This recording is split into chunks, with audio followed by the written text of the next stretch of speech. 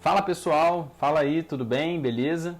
Bom, meu nome é Luan, eu sou psicólogo, trabalho aqui no consultório Psiconsciência, aqui no Rio de Janeiro, e estou lançando agora uma série de vídeos, tentando lançar uma série de vídeos para vocês. Eu já comecei com uma introdução, assim, um curso de introdução à logoterapia. Por enquanto tem poucas aulas, estou lançando bem aos poucos, mas se vocês forem acompanhando, no final do curso vocês podem fazer um questionário para ganhar um certificado. Aí você que é estudante de psicologia, tem interesse por logoterapia ou pela postura fenomenológica, existencial, é uma boa para você também poder aproveitar, tá legal? Mas bem, pessoal, eu vou tentar fazer de uma maneira sistemática alguns vídeos que falam sobre temas que aparecem com uma certa frequência e que têm uma certa relevância na clínica de psicologia. De repente a gente vai falar sobre algumas questões psiquiátricas, melancolia, tristeza, rede social, mundo digital de uma maneira geral, né? Ansiedade e por aí vai. E, bom, para a gente poder começar essa série de vídeos, eu escolhi um tema que é muito querido, está muito em alta, assim, as pessoas estão pesquisando muito, tendo muito tipo de intervenção sobre isso, muito tipo de trabalho sendo publicado, e é o tema da ansiedade. Bom, quando a gente vai estudar ansiedade, o primeiro passo que a gente dá, assim, quando a gente vai fazer uma pesquisa bibliográfica, quando a gente vai ler alguns livros sobre isso, é que se você não parar no primeiro livro, ou se você não parar no primeiro artigo, se você não parar no primeiro cliente, você vai perceber que a ansiedade é um tema muito polissêmico. Ansiedade significa, assim, tem um ramo de significados, né?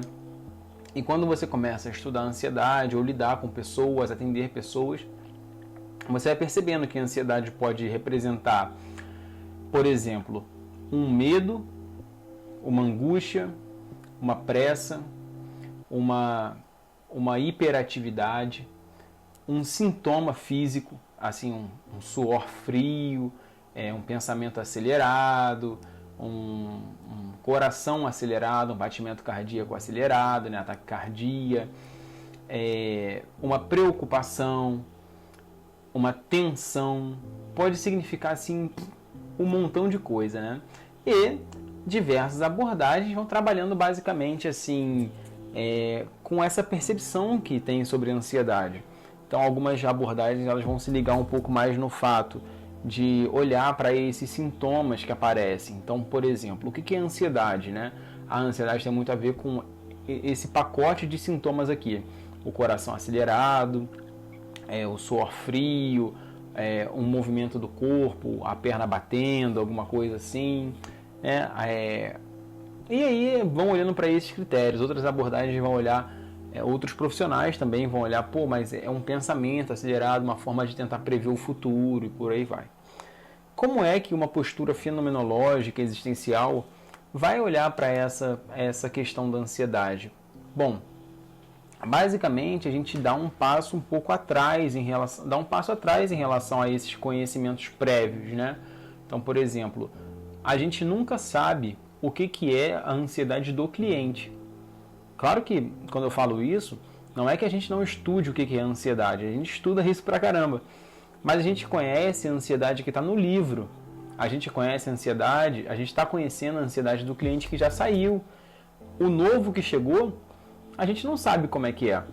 Então, a gente vai sempre olhando para a ansiedade assim, de uma maneira um pouco geral, como uma forma de experiência. A ansiedade em si não é necessariamente um sintoma, não é necessariamente uma preocupação, não é necessariamente uma taquicardia, não é necessariamente um medo, né? A ansiedade em si é uma experiência que o cliente vai vivenciar ou que ele está vivenciando. Entendem? Mas aí, eu acho que quando a gente fala que a ansiedade é uma experiência, a gente precisa entrar um pouco mais ainda para poder entender que tipo de experiência é essa. Uma coisa que eu costumo falar para os clientes que falam sobre ansiedade, a gente começa a se conhecer um pouco aqui no consultório, você já viu aí na rua a ansiedade dirigindo um carro? Você já viu aí na rua a ansiedade atravessando a rua, olhando para o sinal? E esses meus clientes respondem que não, que eles nunca viram. Mas eles já viram outra coisa. Eles já viram o ansioso. Quando a gente fala um pouco mais sobre isso, a gente está começando então a desenhar uma coisa um pouco diferente.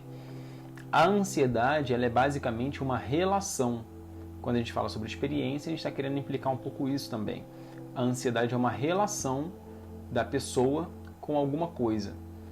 Muitas vezes, assim, para a gente poder fazer um desenho, fazer só um exemplo assim, de uma das possibilidades de ansiedade, a gente pode usar um pouco esse critério um pouco laboral.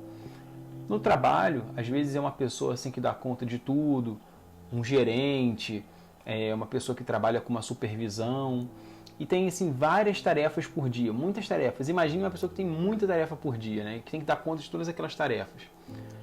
Você acha que se for uma pessoa não ansiosa, uma pessoa assim, tranquila, de boa, você acha que ela dá conta do trabalho? Muitas vezes eu faço essa pergunta para os meus clientes, né? Assim, você acha que uma pessoa não ansiosa daria conta do seu trabalho? E eles falam, não tem como. E a gente começa a olhar assim, percebe como a ansiedade está sendo meio que uma roupagem?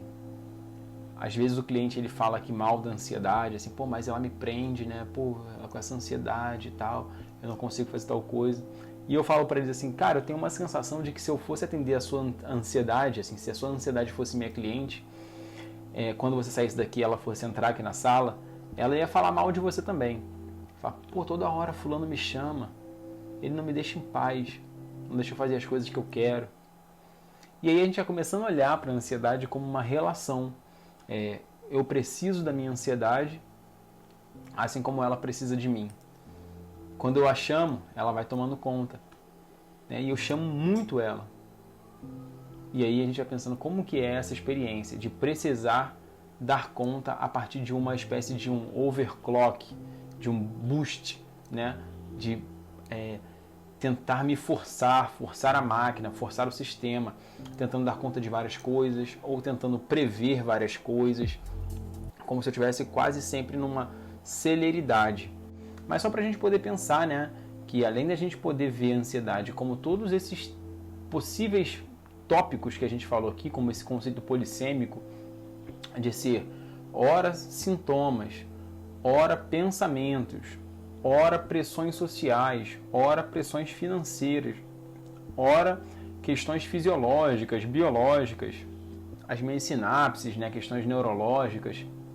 Além de ela poder ser vista como tudo isso, a ansiedade ela também pode ser vista como uma experiência, como uma relação. E aí, a fenomenologia não trabalha muito assim tentando entender os porquês das coisas. Claro que a gente também trabalha estudando os porquês, né? Mas a gente pensa assim que com o cliente é muito mais interessante a gente pensar os paraquês. Só para a gente poder pensar aqui uma coisinha.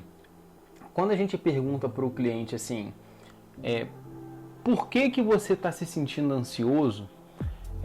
Para uma postura fenomenológica, essa não é uma boa pergunta necessariamente. O porquê vai falar sobre uma causa. Eu estou assim porque me cobram muito, porque eu tenho que trabalhar muito, porque eu tenho uma família para sustentar, porque eu tenho muita preocupação. Bom, mas esse porquê, ele é basicamente um toma aí uma justificativa. Mas a gente às vezes pensa assim, quando a gente pergunta para quê, a gente está pensando assim, tá, e o que você pretende fazer com isso? Qual é a sua finalidade agindo assim? Né? Para que você está fazendo isso? Se é um desejo, quando cessa esse desejo? Assim, basicamente, a gente tenta... É claro que depois eu vou dar alguns exemplos assim, um pouco mais interessantes, mas para a gente poder pensar a ansiedade como uma experiência, como uma relação, e depois a gente vai passar um pouco sobre um momento, entendendo? Um dos possíveis porquês da ansiedade aparecer e para que ela aparece também. Muitas vezes a ansiedade ela aparece para uma denúncia, ela passa uma mensagem e a gente precisa entender que mensagem é essa também, não é? Bom, galera, agradeço vocês por terem assistido até aqui. Desejo para vocês um ótimo dia. A gente se vê no próximo vídeo, tá bom? Depois, se vocês tiverem comentários, alguma sugestão, vocês podem deixar no comentário. Tanto nesse vídeo vai ficar no Instagram, vai ficar no YouTube também. Se vocês puderem deixar um comentário. vai me ajudar muito. Eu estou começando agora, de repente eu consigo me orientar um pouco melhor, constituir um caminho mais interessante com a ajuda do feedback de vocês, tá legal? Muito obrigado novamente e até mais.